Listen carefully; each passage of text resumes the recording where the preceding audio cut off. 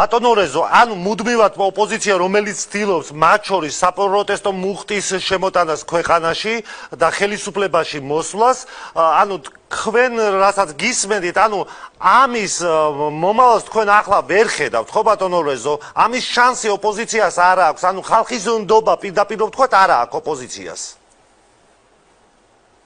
რა საკვირველია, ხო ხედავთ რომ დღითი დღე აგროებენ ხალხს მხოლოდ იმდენს, რომ რუსთაველის გამზირი კანონიენად ან უკანონოდ გადაიკეტოს და ეს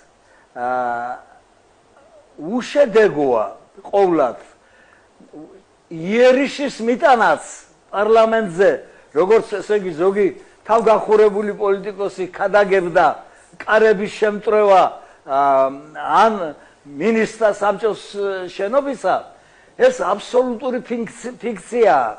ამას არავინ არ დაუშვებს. ის დრო წავიდა, როცა სააკაშვილი შევარდა პარლამენტში რამდენიმე კაცით და შევარდნაძეს ჩაიდალია.